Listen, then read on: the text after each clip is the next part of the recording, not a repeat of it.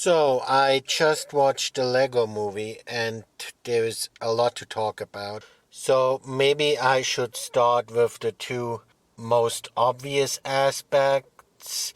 So, firstly, this isn't a kids movie. Well, it is, but it's only a kids movie on the surface. It's one of those movies that are made for both adults and kids. But a lot of the meaning of the story is actually entirely targeted at adults. And I'm not just talking about the jokes. So it works on two layers, which kind of ties into the next issue, and that is that it's basically a ripoff of The Matrix, and they're not hiding that at all. And I'm not just talking about the parts that are an obvious parody of The Matrix. I'm mainly talking about the symbolism behind it.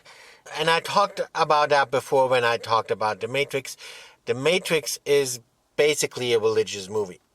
The religion that The Matrix and the Lego movie are propagating is Gnosticism. Gnosticism is a broad term. I talked about it before. Specifically, the type of religion that they believe in and propagate is what's commonly referred to as Christian Gnosticism. Don't let that mislead you. Christian Gnosticism has nothing to do with Christianity, with actual mainstream Christianity. You can see that very well in The Matrix. It has a lot of Christian imagery, but it's not used in a mainstream Christian manner. The most obvious scene that shows that is the scene with Zion. And that was also the scene in The Matrix where I went from, oh, yeah, okay, interesting movie, to, wait a minute, this is, from a Christian perspective, this is almost evil. Zion is basically their paradise, their heaven. But it looks like hell, like literally. It's underground and it's gloomy. It's in a cave in the middle of the earth and with lava flowing. It's literally hell. But they portray it as a good thing, and they have endless. They have they describe it as an endless party and as a good thing. So it's a complete inversion. And this is just one example. The entire Matrix movie is like that. It's an inversion of Christianity. And, my point is that it's the same with the Lego movie. It's also very obvious with the architect of the Matrix, which is the Gnostic demiurge. Demiurge just literally means architect. And he's basically he's basically the god of the Old Testament. But they, of course, both in The Matrix and in the Lego movie, he's the villain. So I'm not just referring to the obvious similarities and to the parts that are obvious parodies, like the similarities between the character of Lucy in the Lego movie and the character of the Trinity, of Trinity in The Matrix, which is, it's basically the same character.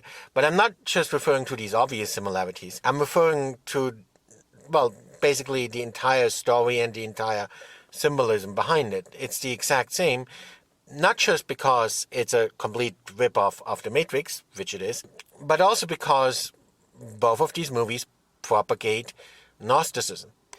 So what does that mean? Gnosticism just means knowledge, but more specifically, it means religious knowledge, secret knowledge.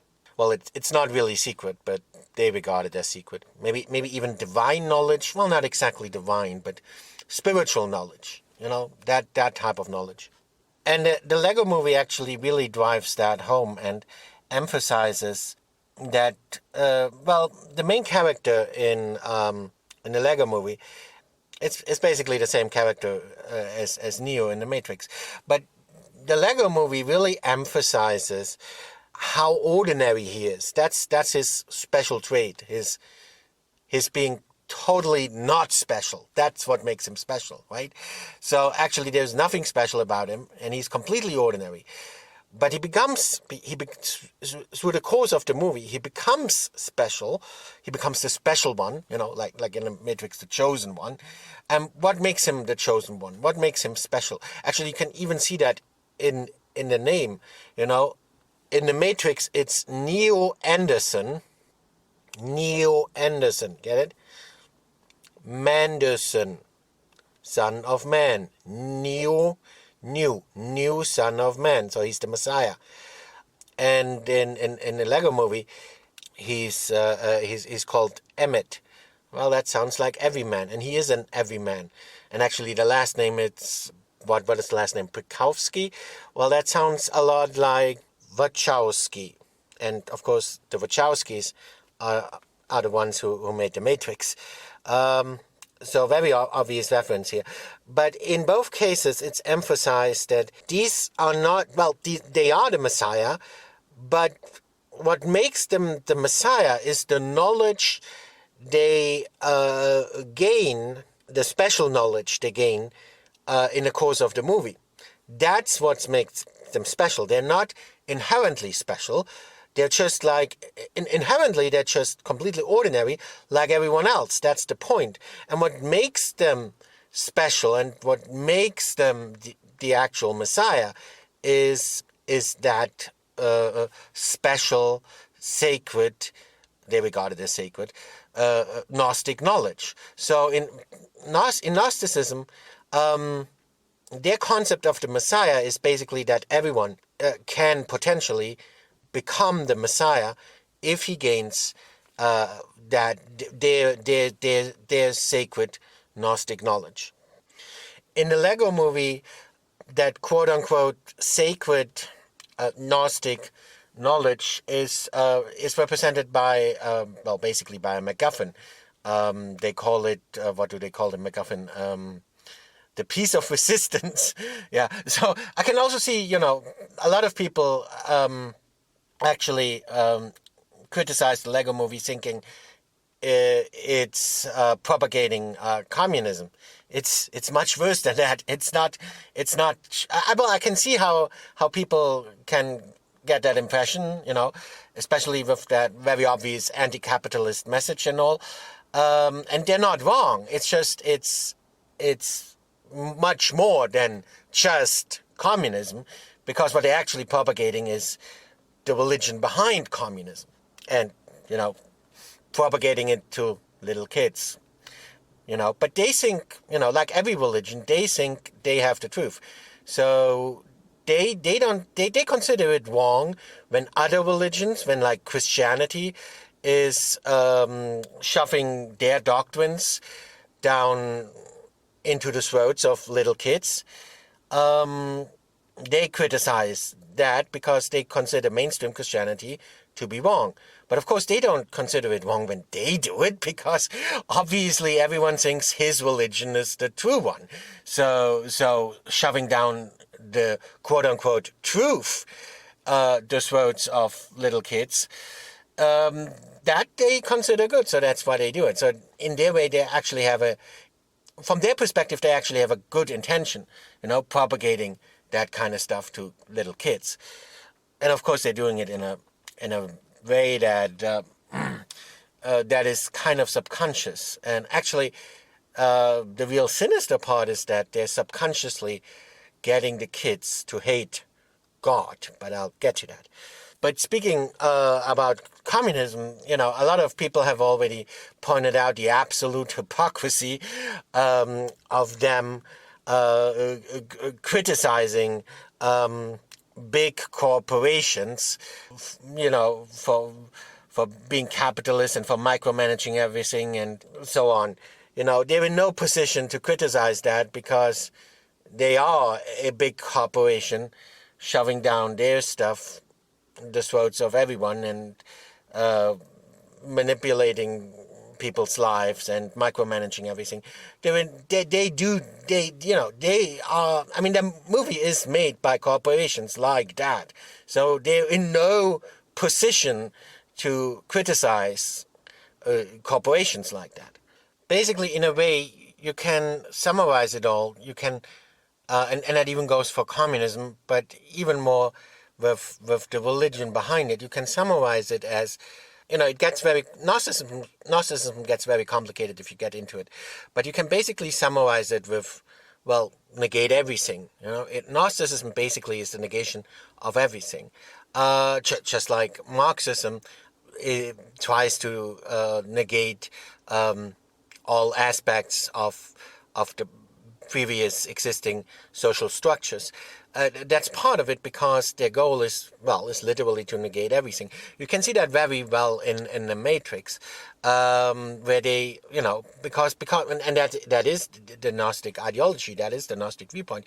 They view our material world, basically our entire existence, the entire world, they view as an illusion. They don't believe in it. They view it. They view everything as an illusion. So that's why they try to negate everything, because they think they think everything is bad. Everything, or at least everything that came before them. Of course, their ideology they regard as good, but everything that is not part of their ideology and is not part of their religion, they regard as bad. So they basically regard everything as bad. And they view, and you can, like I said, you can see that very well in the Matrix, they view the world as an illusion and as a prison created by the architect, which is the architect in the Matrix, but it's also the Gnostic demiurge. It literally means architect, and that is, well, they regard the architect as the God of the Old Testament. And they do believe the God of the Old Testament created our world, but they regard him as evil. And they regard the world as evil. That's why they want to negate it. You can also see that very well in the Lego movie. Will Ferrell's character is the same character as the architect in the Matrix. He's literally the architect. He created everything, at least everything, made out of Legos. Of course, he also has a son who also creates in a different manner. We'll get to that. So he's the creator. He built everything. He's all about order. He's literally called Lord. He's also called the Father, and he's called Lord. And he created everything. And he's the bad guy.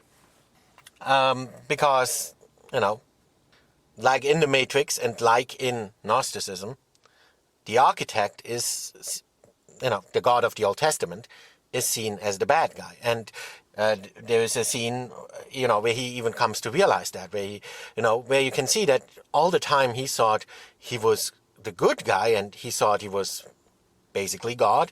And then he comes to realize, wait, does that mean I'm the bad guy? And he's surprised to find out that he's the bad guy.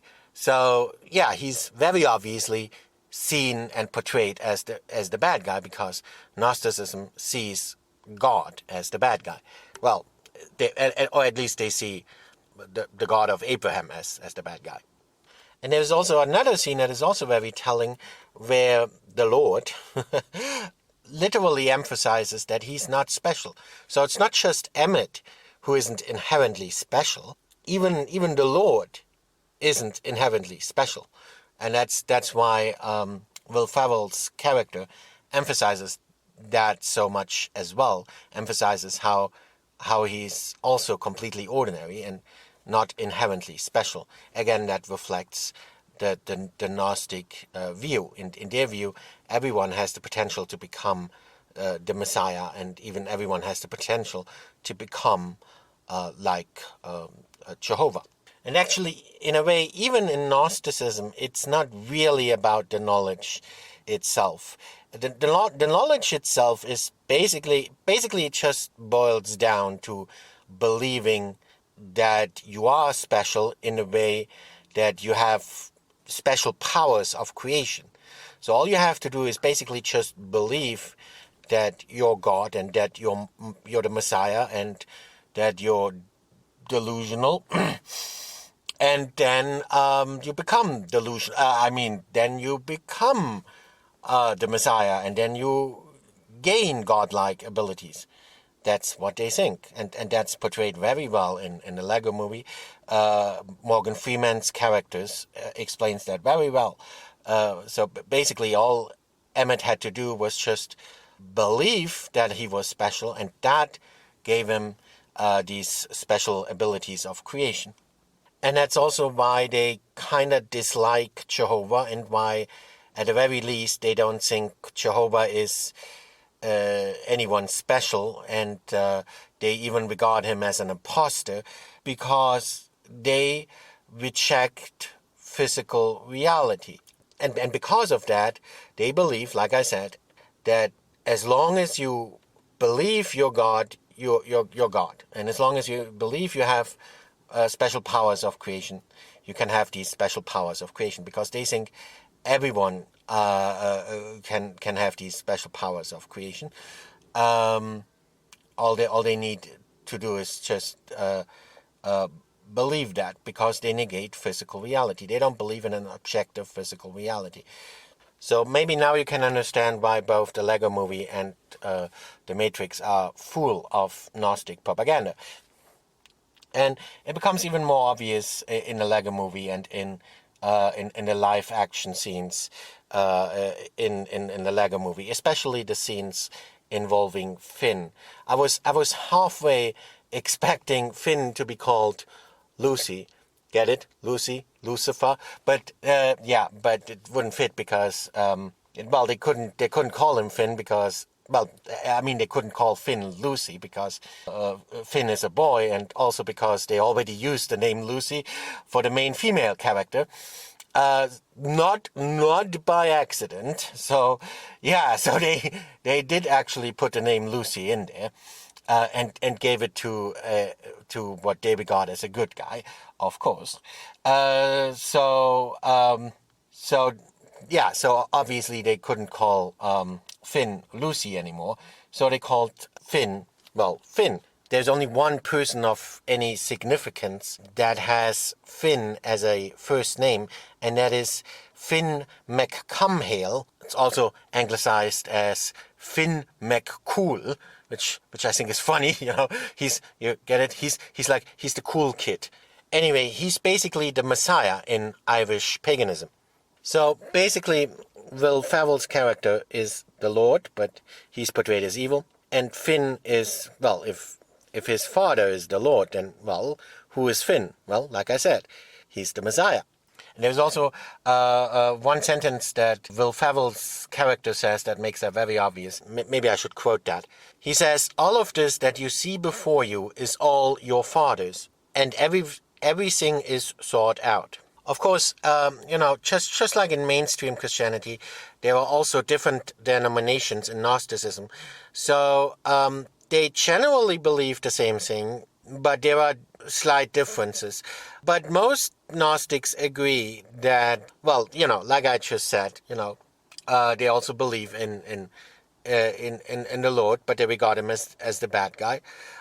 And they also, as you can see very well in the Lego movie, they think he represents order, which they don't necessarily see as good. They see that as, maybe good and bad isn't, with Gnostics, good and bad is in quotations, right? Because they don't really believe in good and bad in the traditional sense. But they certainly don't see order as good. So the Father, God the Father, to them represents order, which they don't like. And the Son, the Messiah, which they don't, it is, to them it's also the Messiah, but they don't identify him with Jesus. Well, some do, but most don't. And they certainly don't identify him with the Jesus of mainstream Christianity. To them, he's also the Messiah, but not Jesus. And actually, like I said, it depends on the denomination. But a lot of denominations actually identify the Messiah as Lucifer. And that's what I was trying to get at with the Lucy name. Right? And even the Messiah they chose, Finn, Finn, even that kind of Messiah, well, it's a pagan Messiah, certainly not a Christian Messiah. And also, if you read about Finn some more, he represents light. He's basically the light bringer, and that's all what Lucifer means. Lucifer literally means the light bringer, right? So Finn is the Messiah, but he's Lucifer, whom they don't regard as the bad guy. The Lord they regard as the bad guy, but the Messiah they regard as kind of Lucifer, and in any case, if he is Lucifer, they regard him as the good guy. But also, because they believe in the dialectic and in dualism and in a dialectic, just like Marx and Hegel do, right? So they believe that they kind of balance each other out, right? So because basically Jehovah is he's seen as basically bad and as orderly, and to balance that out, his son the Messiah is seen as basically good and chaotic. Chaotic they regard as a good thing. So there is a balance, and you can see that very well in a Lego movie as well. And that's why they also emphasize so much that that Will Ferrell is Finn's father, and that Finn is Will Ferrell's son. I mean, that should be obvious, but they emphasize it so much also to drive home, that analogy. And it becomes even more obvious in the scene where Will Ferrell tells Finn to go play with the Christmas stuff. So the Christmas stuff is Finn's. Get it? Because he's the Messiah. Christmas. Get it? Christmas. Christ. Christ, again, just means the Messiah. So, of course, Finn, being the Messiah, gets assigned the Christmas stuff. And of course, if you look at the Christmas Legos, those are the Legos from Cloud Cuckoo Land. That's what I call it. Cloud Cuckoo Land. So they do like they do like the Messiah better than the Lord, but they don't really like him either, do they? He's not really significant either because they believe everyone has the potential to become their own Christ, their own Messiah, and their own God. So you don't really need an external Messiah either. So they even make fun of their own Messiah. Yeah, and calling his domain Cloud Cuckoo Land.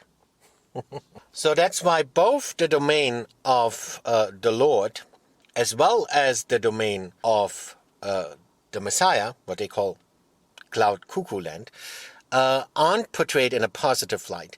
They're portrayed positively on the surface, but underneath, both domains are portrayed as secretly oppressive, even though the whole point of Cloud Cuckoo Land is to be chaotic and to allow free expression. But even that is portrayed as secretly oppressive if you paid attention in the movie. So the movie actually ends in two ways. One is because it is a kids movie after all as well. One is the more kid-friendly version where, because the Lord and the Messiah represent opposites, one representing order, one representing chaos. The movie ends with them reconciling their differences and working together to balance each other out, so that there is neither too much chaos nor too much order. So that's the nice ending. There is a more sinister ending that is actually also in a Lego movie, and that's basically inciting violent revolution and abolishing everything that existed before. That's portrayed through Lucy. Lucy literally does that, and Lucy also literally incites people to do that, and incites people towards violent revolution. And that's also, again, why people see it as a communist movie.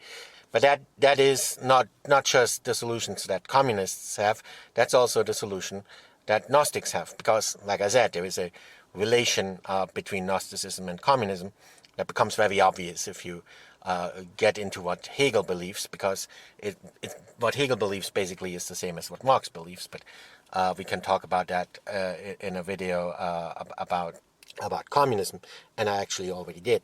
So, in any case, both communism and Gnosticism see violent revolution as the solution and as a good thing. That's why they always promote it, even to little kids.